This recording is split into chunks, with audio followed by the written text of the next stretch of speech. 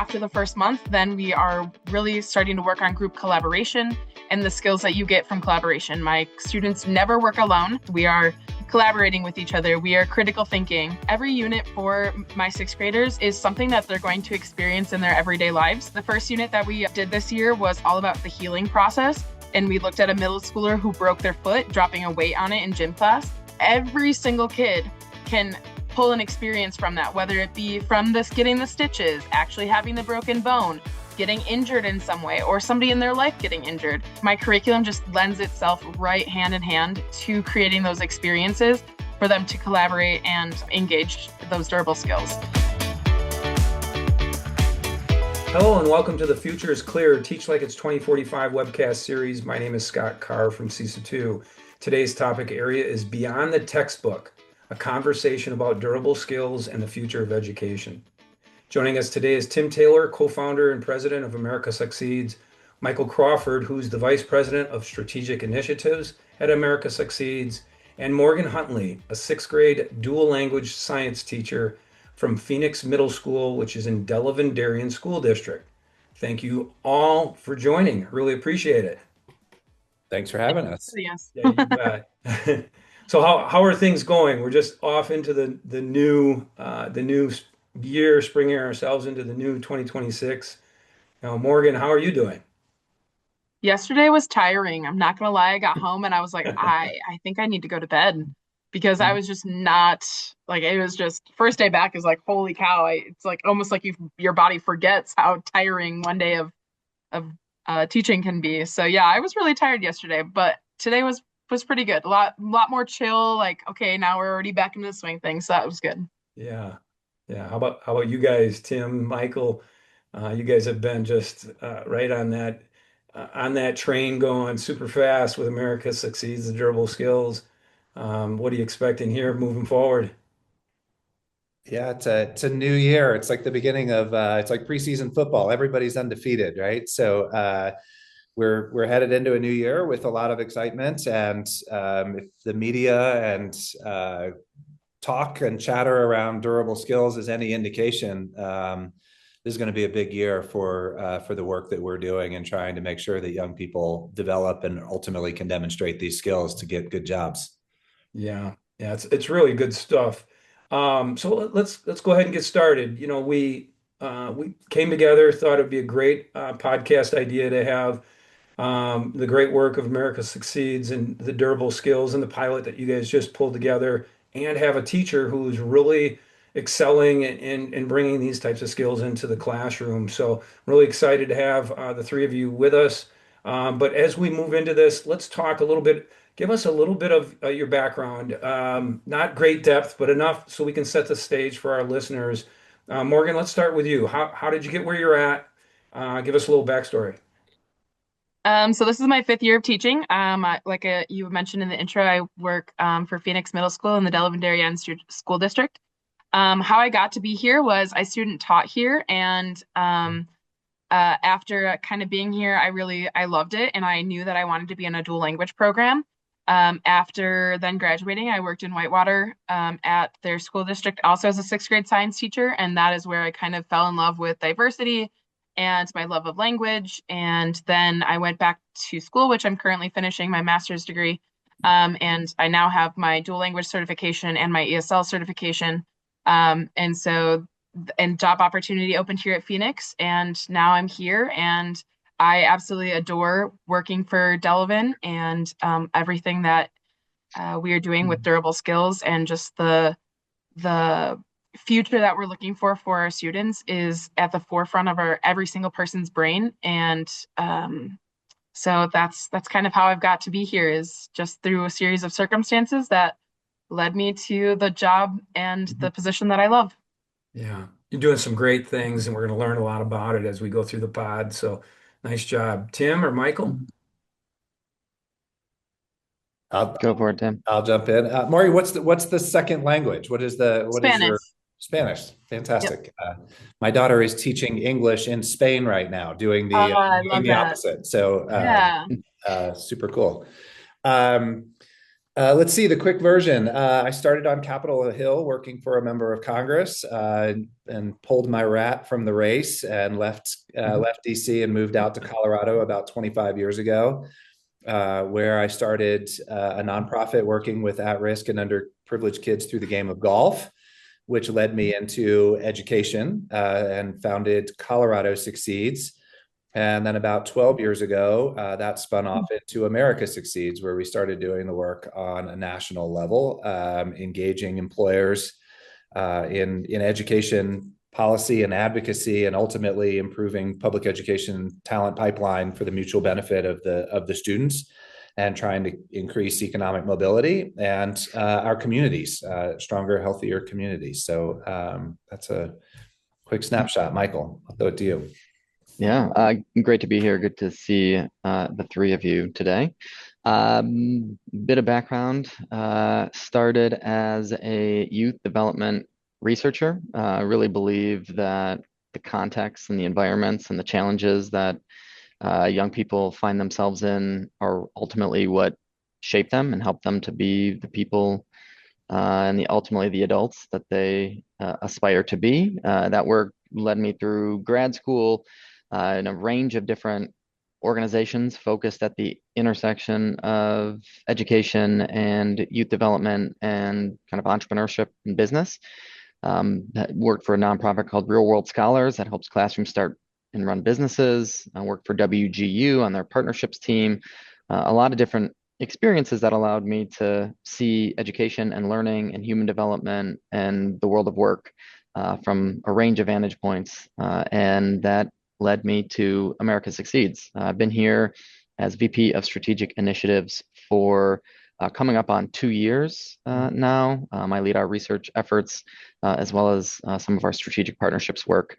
And it couldn't be a better time to work in this space, this sort of future of work emerging, AI in the building, education transformation underway as it often is. It's a really exciting time to support learners and educators and system leaders and employers to help kind of better nurture a broader system. So excited to be here. Yeah. Yeah, I like how you say, that transformation right now in our educational system is in a much more intentful way involving the economic development, portion of it, workforce development. It's a huge piece of it. And that's really kind of where, Tim, I think, and I want you to give just the listeners a little bit of the backstory about America Succeeds and a durable skill and how, where you're at, how that crossover really has mixed itself. And that's really why we're here today with someone like Morgan in regards to what she's doing in the classroom. So tell us a little bit about the backstory with America Succeeds and durable skills. Yeah, certainly. So as I mentioned, we work with employers on sort of the demands that they have for talent and for the skills that young people are going to need to be able to thrive. And coming out of the pandemic, we were hearing a lot around what most people call the future of work, the technical skills that were rapidly changing, and employers were asking education systems to be part of the agility movement of trying to make sure students were more agile getting ready as they were going to enter the workforce. And it's a lot to ask for school systems to be that agile as they're trying to make sure that young people can read, write, do arithmetic, the table stakes, and for so many different career pathways that they might take on. That's just a big ask. And so coming out of the pandemic, they really said, look, there's also another set of skills that last a lifetime. There are a set of skills that you take with you from job to job, from industry to industry, regardless of your geography or your pathway, and regardless of what your ultimate education attainment level is. And they kept referring these skills that last a lifetime. And ultimately, we landed on durable skills. So some folks call them soft skills or essential skills or 21st century skills. For different reasons, employers don't love any of those terms, right? We're 26 years in the 21st century. There's skills are anything but soft. So when they kept saying skills that last, we came back to they're durable skills. That's really the way that we define these. And we classify those as how you use what you know critical thinking, collaboration, communication, creativity, and then how you show up in the world, your metacognition, your leadership, your growth mindset. And it's these skills exactly that are future proofing people today for the world when we just have no idea what's going to happen with AI and with how rapidly the workforce is changing. So these really are deeply human skills that will allow us to work with machines. And the irony of that is that the term soft skills came from the U.S. Army back in the 1960s, and soft skills was anything not working with the machine. Now, durable skills are to be able to work with these machines. So we've come full circle. Nice. That's great. And with this movement, you guys decided at America Succeeds to offer a pilot. So just recently, October through December, I know Morgan's been a part of it. I also jumped on and we did a little bit of that enhancement of the pilot here in our state, and it was really good work. Michael, tell us a little bit about where that idea came from and how it turned out. Yeah. So as Tim may have mentioned, I mean, we work with employers and we listen to them and we try to understand what it is that they need and want. And one output from some of that work was our PathSmith Durable Skills Framework that was released in January of 2024.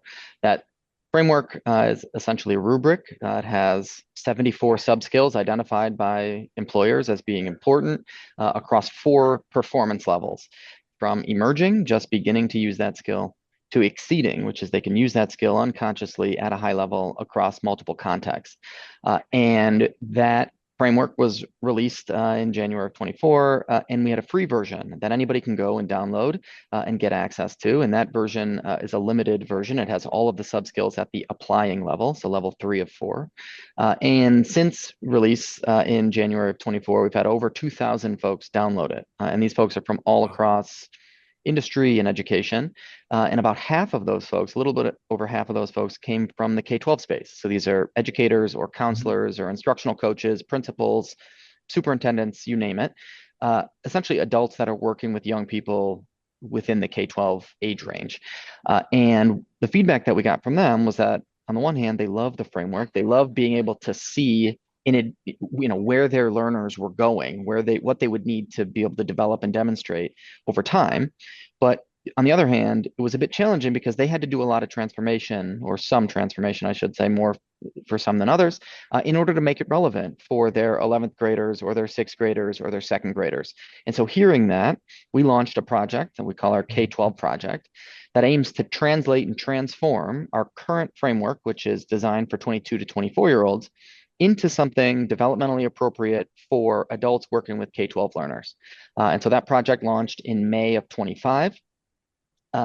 It included several phases where we worked with subject matter experts.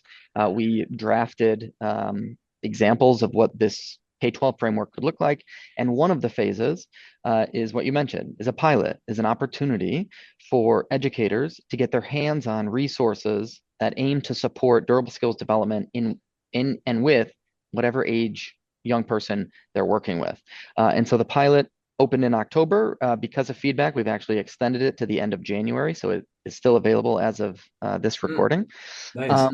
And what the pilot entailed is a set of resources, draft resources, whereby educators can pick and choose lightweight resources that they can take and apply in their classrooms. So these are things like reflection prompts and question guides and portfolio templates, different things that don't require training or don't require a ton of work on the front end, but instead can be integrated and incorporated very easily into whatever it is that the educator is already doing. So some of the feedback we've gotten around using the questions as exit tickets. So on the way out, instead of students responding to a question that the teacher creates, which is great, they can pull from these durable skills resources and use those, see how it goes, and then share feedback with us. And so to this point, we've had over 400 educators participate in this pilot from all across the country, and we're excited to keep it going for another couple of weeks. Nice. what are some of the things that you've learned that might propel you forward? It almost sounds like maybe this is going to be something that's going to be ongoing, a resource bank kind of a thing. I mean, that's the hope. We know on the one hand that that educators experience a lot of initiative fatigue. That Yeah, right. the commentary from educators when a principal or a superintendent shows up with like the next new thing. So we Yeah, know we didn't want to build for that. We don't need a full curriculum. This isn't necessarily an entire school transformation effort yeah, in this project, but instead these are lighter weight, very easily to integrate tools and resources. Yes, the hope is for these resources to be made available in the springtime for free nationwide once we've kind of refined them and yeah, taken some of that feedback and utilized it. Some of the general feedback that we've heard is that these are the kinds of resources and tools that they wanted. They in general, broadly speaking, educators know that durable skills are important, but they don't necessarily know where and how they show up. They don't know right. specific definitions. They don't know the exact questions or the kind of structures of experiences to put in front of their young people. And so that these resources helped with that.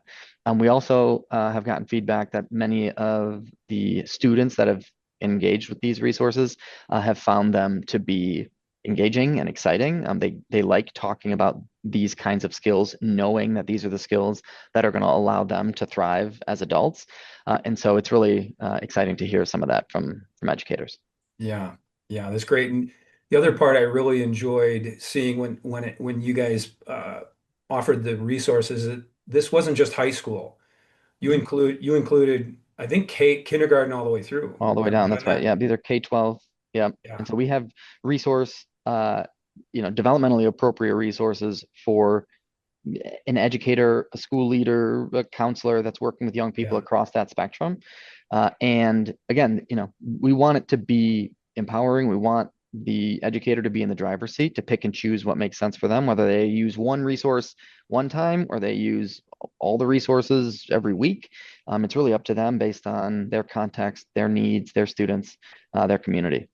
yeah, yeah. Great, great stuff. I really appreciate it myself. So let's get to the rock star here, Morgan. Appreciate you joining us, and we've worked together over the last couple of years, and I know that you see a real value in this work. What drove you to really seeing the importance of these types of skills needing to be entered into your classroom? So I'm 27, meaning that I was born in 1998. And so I've kind of grown up in the zillennial area where of kind of like I have that millennial aspect of I didn't have technology when I was really young, but I still kind of grew up with technology. And so I know the importance of the skills that I was able to create with the technology that I grew with and also outside of the technology that I grew with. And so every single time I hear anybody say like, "Oh, these kids nowadays just don't have the skills that they need to do, XYZ," it like triggers me in a way because I'm like, am I considered like in this too? Because I'm considered Gen Z. 1998 is Gen Z, but like I do have all these skills. So like, why do I have these skills versus Gen Z now who struggles with some of these skills? And so instead of just saying like, well, I don't know, like I really want to figure out, well, how do we get them to have the skills? And it does start in the education realm because uh we see them for 9 months out of the year, sometimes more than their families. And we are the people who can impact this work. And I really hate hearing the phrase, well, they just can't do it because it's not true. Yes, they might need more scaffolds. Some might need more scaffolds than others. Some might really, really, really struggle. But they have so much capability, and we just have to find the right ways to explore that capability to give them the confidence to then be able to do whatever they need to do. Yeah, bless your heart. You are doing some great work, and I know when you and I first dove into this a couple years ago, you probably thought I was a little bit nuts, coming coming in and saying, "All right, we need to revision, reimagine what the school system should look like." But more importantly, when we got to your level, it was we need to reimagine what the classroom should look like.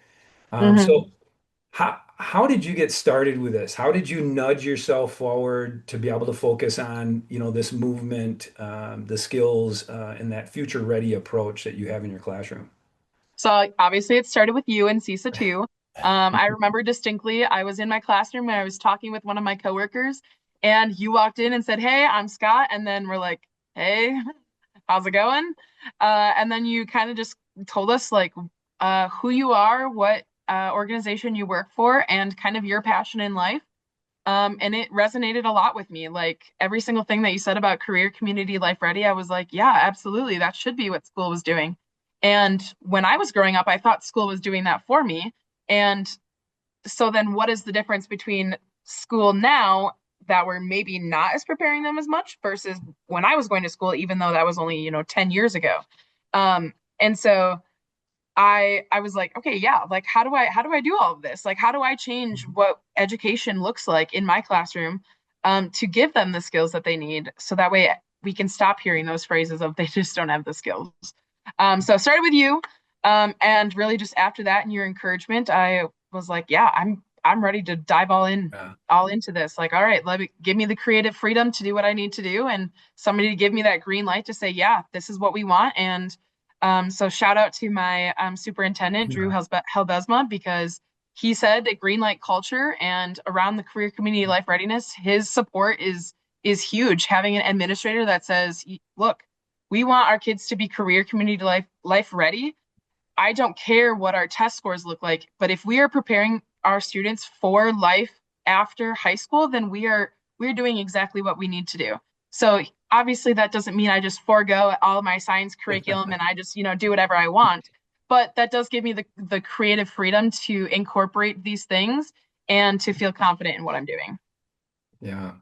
And you are doing a great job with it. When you first got started, what were some of the hurdles with it, and how did you get past those hurdles? So, like you said, we're about on 2 years of this ish, kind of, Mhm. with our work together. And at first, it was just figuring out a place to start, figuring out something that didn't feel like I was completely changing every single thing that I didn't know if I could keep up with it. Because, like Tim and Michael mentioned, the initiatives like that's really hard to keep up with. And when things are constantly changing, you don't ever know what you're going to be able to stay with. And the most important thing to sixth graders is consistency. And so my biggest hurdle at the start was figuring out where to start. And then as we slowly tried new things and we kept going, then I was like, okay, though this worked well, and then we were able to continue on. And so my hurdles now are what's next? What do I do now? Like Yeah. I'm at this point, what's the next thing that I need to do to make it even better? And so I really, lean into you and CISA too, and to figure out, and we bounce ideas off each other. And as my district is moving, or not moving, but like as my district is, like broadcasting durable skills and like really making this the forefront and the priority, more teachers are hopping on board. And so then now I'm able to bounce it off of two or three other coworkers just in the sixth grade of, okay, I have this project or I have this lesson, like how do I incorporate more durable skills into this, or how do I make them more visible to our students? And then we've even like gone between different classes and being able to say, okay, well, you just did this in Miss Huntley's class. Now let's take the same thing and we're going to extend past it so they get even like double repetition, the same words, more information. And it's been really helpful to like solidify the information that we're trying to help the students get and then practicing those skills. Yeah.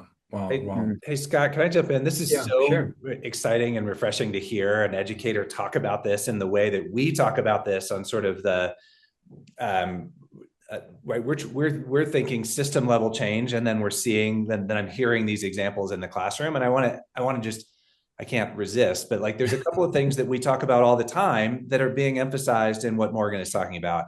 First, everybody can learn these skills. These are learned skills. Nobody's born with all of these skills.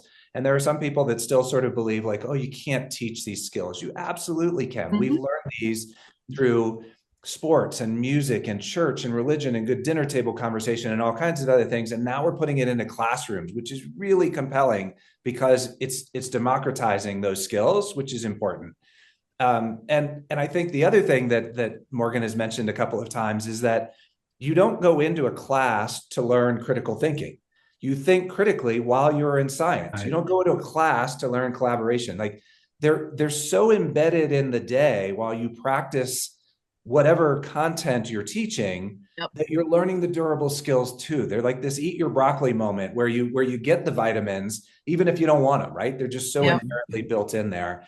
And the last is what is Morgan, you mentioned green light culture, which is so important that teachers are given the flexibility and the creativity to do this. We want to provide you with tools, but you all are at the forefront of making sure that you are creating young people who are career and life ready, and you're figuring it out on your own, which I just love hearing. And we're familiar with these portraits of a graduate that are being created around the country. And one of the knocks on these portraits is that they're very two-dimensional. That unless you change what a student's day looks like and how they're using time in the classroom, they will never look like this portrait. And here Morgan is talking about bringing a portrait to life so that people graduate looking like the portrait because they've been practicing those skills. And I get fired up about this whole thing. It's just good stuff. It is the classroom. I would put Morgan on the road and showing how what's happening in a classroom is really with relatively modest tweaks, totally transforming outcomes for students at the end of the day. Yeah. Mm-hmm. Yeah, 100% right. Yeah, go ahead, Michael. I just want to pick up on one thing. I agree with everything Tim just said, and again, Morgan, thanks for sharing that. I think one thing that caught my ear was a note around looking for a place to start. Right. I think one of the things that we have tried to do, and I think one of the things that's just important, broadly speaking, is everybody's coming to this kind of work around durable skills, around career, community, and life readiness with different perspectives, different levels of expertise, different years of experience teaching, or maybe they worked outside of a classroom for a while. So everybody's coming to this from a slightly different perspective, and there's the idea that there is one way to do this, or that there's one entry point to get plugged into this work is just a miss. We talk often about on-ramps and about the different ways that people can get plugged in, from, again, joining our pilot and using a resource here or there, or reading books, or working at a system level in their district or school to be able to bring some of these things into the classroom in a more kind of systemic or comprehensive way. Morgan, you've been doing this for a little while now. What you need today looks different than what you needed 2 years ago, and what you're going to need 2 years from now is going to look different from what you need today. And so where are those resources? Where are the supports? How do we go about thinking differently about how to support educators in the space? Is just something that we think a lot about. And so it's helpful to hear you kind of articulate some of that. Yeah, it really is. And I also want to mention the leadership end of it because that green light culture, I think Drew Helbezma, who is the superintendent at Delavan-Darien, and we're gonna have a follow-up podcast with him to talk about the type of leadership that's needed for this type of an environment, creating this type of an environment for teachers to be successful with this type of work. So look forward to that. But to Morgan's point, she's able to do these things because she takes those risks. She feels comfortable to be able to do it, and she's getting results. So I think that's really worth noting. Morgan, I know you understand the importance behind it. We're hearing that in your voice here today, but how help us understand a little bit here. How are you engaging the students in this so it's not another teaching activity? To Tim's point, so you're not teaching durable skills, you're allowing it to blend itself, immerse itself into your everyday routine. Tell our listeners how you do that. Sorry, there was a PA announcement. Yeah, so there's so many components that go into like what my classroom looks like right now versus what it looked like in September. In September, we start with a lot of students trying to figure out well, I have to talk to their sixth graders, so I have to talk about a lot of definitions of words. And unfortunately, we have to do some of that like nitty gritty stuff because they can't understand what the words that if they don't know them. So at the beginning, we do a lot of talking about attributes and like what the words of like what words mean. This year I had them play a sorting game, and that was actually really fun for them. I've never I never think sometimes the lessons that I create are going to be like so like engaging, and then I'm like, this is probably going to be like boring for them or whatever. And then they just like love it. And matching is always one of them that like I think it's going to flop. And then they just love it because it's a little competitive. And then I go around and I'm like, oh, something's not right. But I don't tell them what's right or wrong. And then they really have to like do that deep dive. So we talk a lot about attributes and then who they are at their core and the attributes that they have. And then once we talk about that, then we kind of bring in the durable skills and we define not all the words because that is too much for students, but we try to do the inner circle first and then move on to the words that I know that they're going to see often. And so then we've defined them and then we start to actually like bring it back to them and say, okay, what skills do you have now without even bringing it into my classroom yet necessarily? I try to figure out like and have them figure out what skills they already have. And then we kind of set a goal of like what skills you want to have or what skills do you think are going to be good for your future and the jobs that you have in the future. So that's kind of what the first month looks like. It does take a while to get to that point, but after the first month, then we are really starting to work on group collaboration and the skills that you get from collaboration. My students never work alone. The only times that they work alone are for like individual component, like individual reading things or individual like CERs, I call them. But after the main component of the start of class, then we are working in groups. We are collaborating with each other. We are critical thinking. And so I am really grateful for also my curriculum that I have because the curriculum allows me to be very flexible. Shout out to Open Syed if you've ever heard of it, because it has like every unit for my sixth graders is something that they're going to experience in their everyday lives. So the first unit that we did this year was all about the healing process. And we looked at a middle schooler who broke their foot, dropping a weight on it in gym class. And so like that is super applicable to them because every single kid can pull an experience from that, whether it be from this getting the stitches, actually having the broken bone, getting injured in some way, or somebody in their life getting injured.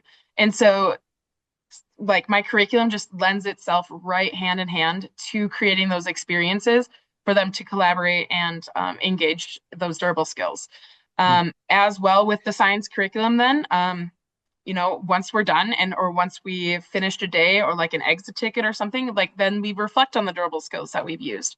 Or we have role and responsibility cards and we talk about which durable skills are going to be needed based on the role that we have for the day or for the week or for however long it's determined. So I know that was a lot of information, but that's kind of what it starts to look like is the attributes, discussing what those look like, definitions. Then we move into group roles and responsibilities and understanding what that looks like, definitions, and then, really centering around the group collaboration and how you can build the durable skills within group collaboration and in everything that we do.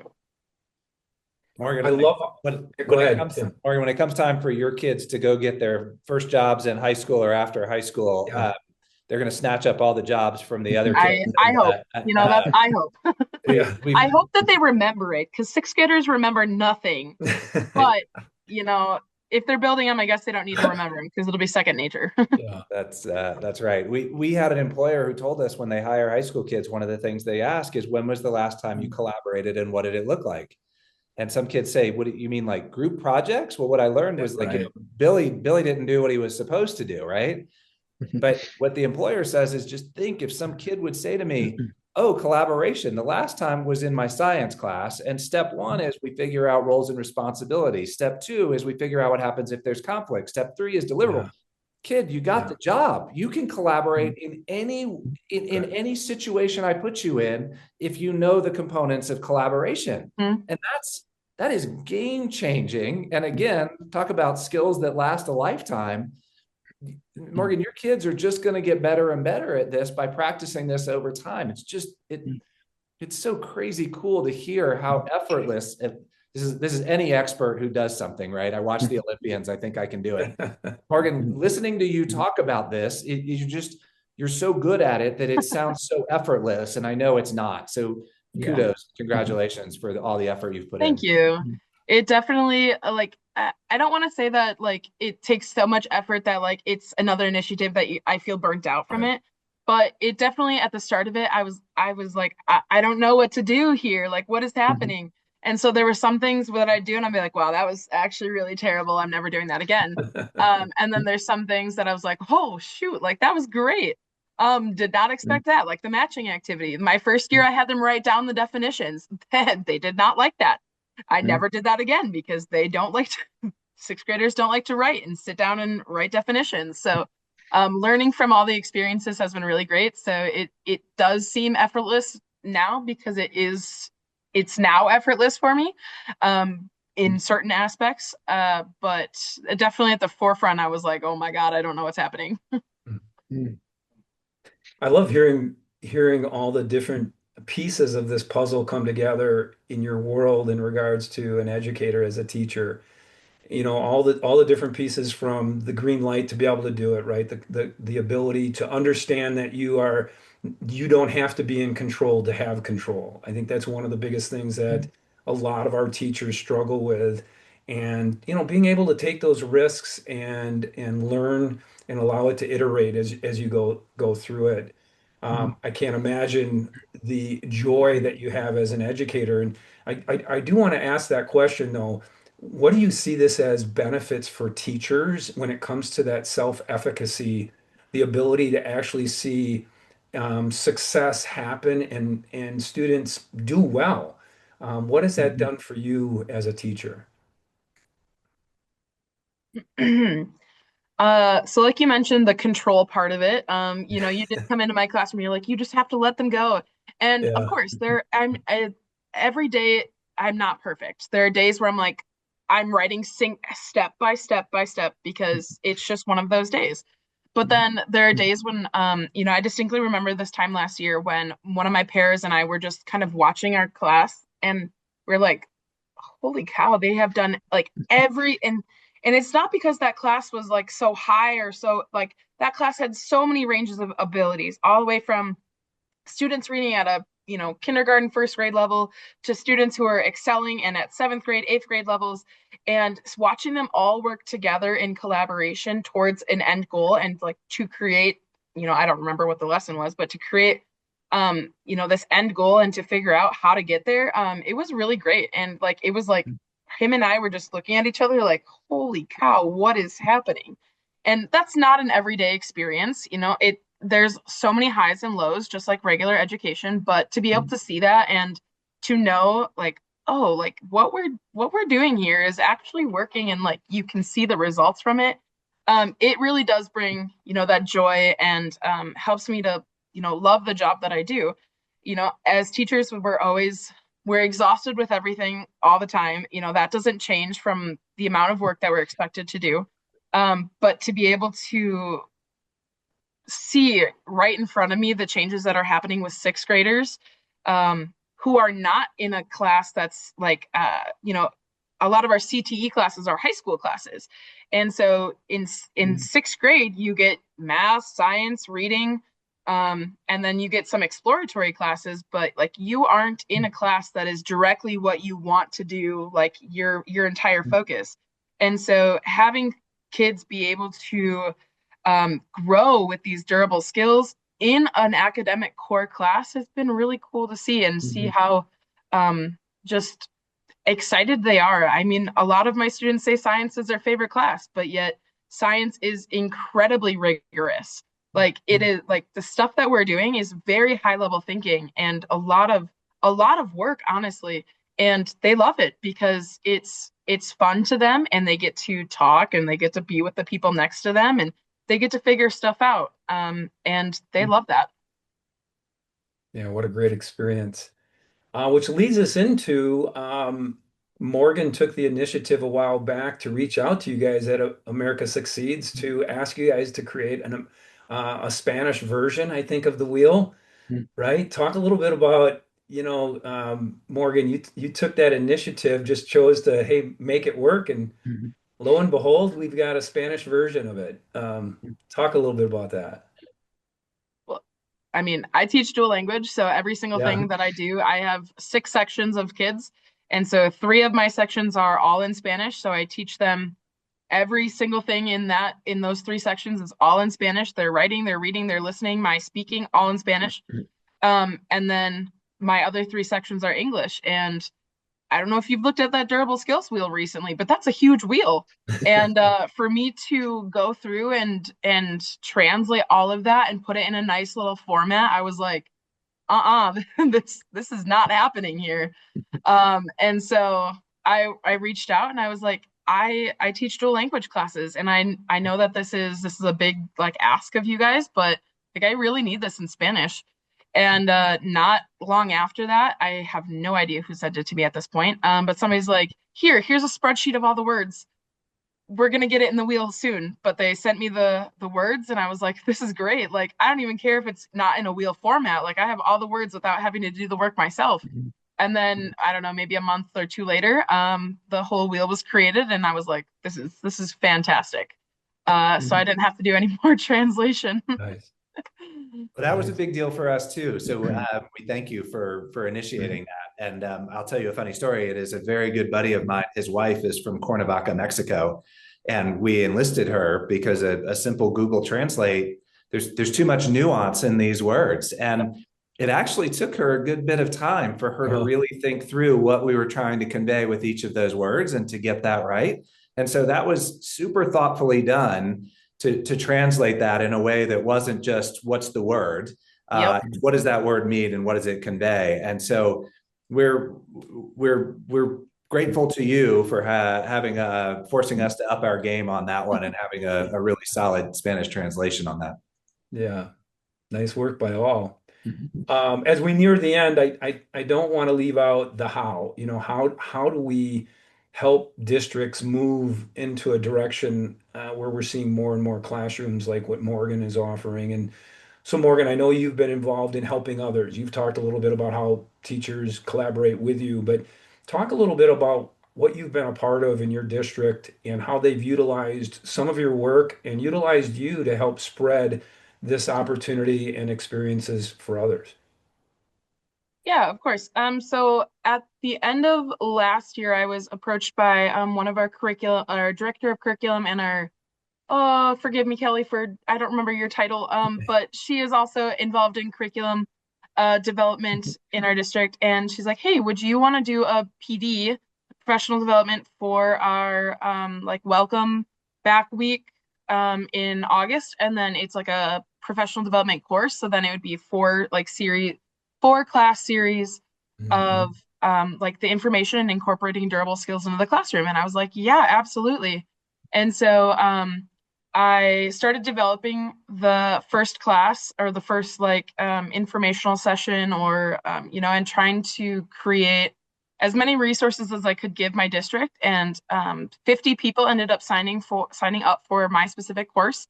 Nice. And so we had this huge classroom, and it was a little nerve-wracking, but got through it. And then after the first 2 days, I was like, okay, now what do I do? And so that's when Michael and I ended up video chatting, and he sent me a ton of resources. And so that's kind of what I started, like finding ones that I thought were gonna fit our needs the best, and started like showing different people different resources. And so the PD is a huge thing on my personal like repertoire of things that I was able to give my district, and people who wanted to learn about it. They got to learn from me and what I could give them and ask questions. And then in that PD, we had a ton of work time to be able to actually take lessons and figure out where the durable skills are, to make them visible, and not to just recreate an entire lesson, but really just take what you have and make the durable skills visible to your students, and then maybe tweak 1 or 2 things or one thing for this lesson and see where you can build from it. Past that, like I will, like my district is really great. I love where I work, and through this year, starting this year, we highlight a durable skill every single month. And at the end of the month, we have students who are they're nominated and then put into a drawing, and then they get to, if they win, they're like get the $20 gift card or something like that, and their picture taken. So it's a really little thing, but it really does then allow us to focus, say like, okay, so January is mindfulness. Also, with our SEL curriculum, it also is talking about identifying emotions and how, like, so it really is all just melding together to be able to incorporate our social emotional learning, our durable skills. And so we're just really hitting out on all ends. But this monthly durable skills really allowed us to, again, make it more visible and then shout out students who are doing those things. So throughout the year, every single month, I've created a different like little sheet. So this was for maybe November, which was collaboration. So these are all like little things that can be put together because you collaborate when you work together and you put a puzzle pieces together. And so it says shout out to blank for showing the durable skill collaboration by, and then describing like what the durable skill looks like, and then from this teacher. And then students get that and they like, you know, sixth graders, they don't want to show like, oh my gosh, they're so excited about getting something from the teacher, but they're like, hey, look, and then they go like show their friends. And so something as little as having a durable skill every single month just allows us as teachers to show students where those durable skills are within what they're doing in the classroom. Nice. I want to just real quick on that, Morgan. I think the explicitness, the identification of what is already happening is a big piece, both for educators and for students. Oftentimes we talk about durable skills or like seeing durable skills sort of through a lens. Like I picture, putting the glasses down and you can see the same exact set of interactions, but just through a durable skills lens. So collaboration, critical thinking, communication, creativity, these things are happening often all the time. But if we're not sort of attuned to them, if we're not looking for them, then oftentimes we don't see them. And if we don't name it, it's hard to tame it. And so there's something about, and our research in another project kind of bears this out, that this explicitness, the identification of particular skills, what are they? What are they composed of? Where do they show up? What kinds of experiences yield them? What does it look like when they go well? What does it look like when they don't go? Being able to put kind of color and language to that really allows then for the young person in the moment, as well as upon reflection, as well as in the next experience they have, to draw upon, oh, wait a minute, I did do collaboration 3 weeks ago and I tried this, it didn't work out well. I'm going to try this time, or oops, something didn't go well. And I know it because it didn't go well back then. Right. And so there's something really powerful about naming and kind of identifying these on the front end. And so again, I'm not surprised that that's been a key piece of your work, because Yes, you're absolutely. crushing it. Yeah. Snaps it out. Yeah, you are definitely crushing it, Morgan. I love working with you. You always challenge my thinking. Definitely. So we got to keep this train rolling. And I'm going to come in and see your class and videotape a little bit of it soon. So let's Yes. hold true to that. As we end here, let's talk what's next. So Tim, Michael, talk to us a little bit about, this work is not stagnant by any means. It's one of the best things I like about the two of you and in your organization is that you're always looking out in front. So, what are we seeing down the road for America Succeeds and the durable skills and other things you got going on? Well, I'll jump in first. So just to put a little bit of a bow on the K-12 project. So in April, May, later this spring, we will be releasing the framework that was generated through this entire process, as well as some resources that Morgan and her colleagues can pick up and utilize in ways that work for them. And excitingly also, we have another project called the Research Practice Collaborative that is a 16-month deep dive into high schools and the ways in which high schools specifically are supporting durable skills development. What are the technology tools that they're using? What are the pedagogical approaches? What does the culture look like? How are they approaching learning experiences both in the classroom and out of the building, things like that. And we have a big report and playbook and set of case studies that'll be coming out in the next couple months that I'm really excited about. And the last thing about this is we have a community that is sort of underground at the moment, but we'll be saying a little bit more about that over the course of this semester, where any educator, any counselor, school leader, whomever that cares about durable skills can jump into this community, meet other folks like Morgan and her colleagues who are doing this great work, ask questions, share insights and stories, get access to tools and resources. So this is all kind of in the works and a little bit behind the scenes at the moment, but more to come on that front. Yeah, that networking piece is really big. That's Mm. really exciting. Tim, anything to add?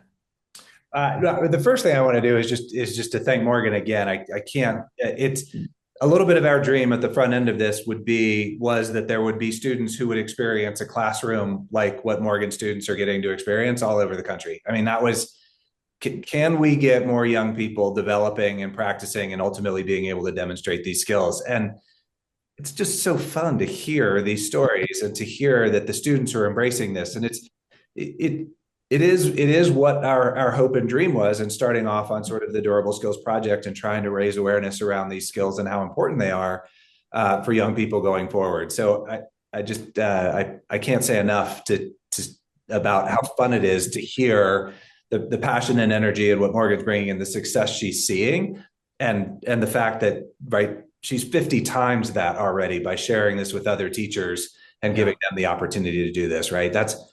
There's a lot of joy in being able to share our results, and where we're experiencing a lot of joy and passion. So all of that. The next steps that we're super excited about is, as I mentioned, we work a lot with employers. Employers are looking for ways to get signals whether individuals know and can do many of these skills. And we hear a lot in the news about skills-based hiring, where you're not using a 4-year degree as the proxy for having many of these skills when you're applying for a job. And that's opening up economic mobility for a lot of people in a lot of places. Well, one of the problems that employers are having as they move to skill-based hiring is the technical talent is more obvious to an employer than the durable skills often. And so we're working on signaling mechanisms and badging and credentialing around these skills that a young person can go in and say, my best 3 durable skills are as evidenced by, and the employer knows that right away, and it can be validated in some way. And you pair those durable skills with their technical skills, and that's what creates jobs and economic mobility. And that piece has long been missing. And so that's the next phase of this work. That's where we're headed. There's still got to be a lot more on the developing and practicing and demonstrating, and we've got to work with K-12 and post-secondary. But this is that thread when everybody talks about like not siloing education. Durable skills is the thread that goes through all of these. It is what you do and practice in K-12, when you leave K-12, when you go get a job, and for the rest of your life when you have a job, you will be using these skills. And so there's a lot to do, and it's spending an hour like this and hearing Morgan tell these stories that make us get out of bed and be excited about what we get to do every day. It's a privilege. Yeah, that's exciting and very well said, Tim. All right, I want to end with Morgan here. So kind of the same question for you, kind of what's next for you, but look out in that crystal ball a little bit. Our tagline is teach like it's 2045. Where do you see this going? Where do you see it going in your classroom, but where do you see this going down the road in education? Yeah, pretty much kind of what Tim said about having a way to I have this durable skill by blank, or I have this durable skill demonstrated by blank blank blank. Like that is exactly where I am at right now of okay, we do all these durable skills, we're identifying them. How can I help students take that from 6th grade and take it to 7th grade and say I can do this skill because I've done this. I can do that, like that profile and or no not profile portfolio, that portfolio aspect. And so that is where one of the things that I am looking for next. And I've tried a couple different things, and I just truly have not found that piece yet of okay, I cannot do 127 portfolios because that's too much on my plate. So I've been doing, like I said, different things to figure out what is going to be next and what is going to help kids and be meaningful for kids to say, I have this skill. I know I have this skill because I can do X, Y, Z. I would also love to, we hear all the time, like blur the lines between the classroom and the real world. I would love to have more people coming into my classroom, whether it be to observe me teaching or whether it be to like talk about their life and their experiences and the durable skills that they use and the job opportunities that they have gone through in their life. last year we went to the police station and we got to, our unit was about one-way mirrors, so we got to have that sort of investigation. But I would love to have that on like a rotating basis, having people come in all the time and talk about the jobs that they have that relate directly to what they're learning in the classroom and with my science curriculum. So that is kind of where I'm going next. And that is where I think education should be going, is moving towards figuring out a way to keep kids or give kids the skills that they need, and then tell other people about the skills that they need, and then expose them to as many things as they can to, help them make whatever decisions they want in the future. Yeah, great stuff. Really appreciate it, Morgan. The 2 years that I've known you or longer, I'm super proud of what you've been doing. So keep up the great work. Keep up the great work. I really I have appreciate. to thank you as well, because without the little nudge, without the kick in the butt, without some of the reality checks, like I wouldn't be here without you and CESA too as well. So I appreciate all that you do and all the work that you put in. Yeah, thank you. Thank you very much. I want to thank each of you for joining us today. If people want to get in touch with you, Tim, Michael, America Succeeds, how would they do that? Our americasucceeds.org website, there is a About Us tab, and you can find both of us there, which has a link to our email directly. So send us an email, reach out. We'll get back to you, we promise. And if there's anything we can do to help or support what you're doing, please let us know. Yeah, great. Morgan, same to you. I know that there's going to be teachers listening to this pod, and if they want to get in touch with you, are you willing to reach out and collaborate? I'm sure you are. Yeah, I have a folder created on my drive that has all the resources, and every single time I create or add another resource, I just put it in the folder. So absolutely. My email is mhuntley, MHUNTLEY @ddschools.org. So if anybody wanted to email me, that'd be great. Yeah. Appreciate it, Morgan. Well, thanks again, Tim and Michael, and thank you so much, Morgan, for all the great work you're doing. Appreciate it. Thanks for having us, Scott. Yep. Great conversation. Yes, thank you. Thanks, And Scott. nice meeting you, Tim, and nice talking to you again, Michael. This is Good to great. see you, Morgan. Congrats on what you're doing, Morgan. It's really amazing. Thank you. And as we depart, remember, the future is clear. Take care, everybody.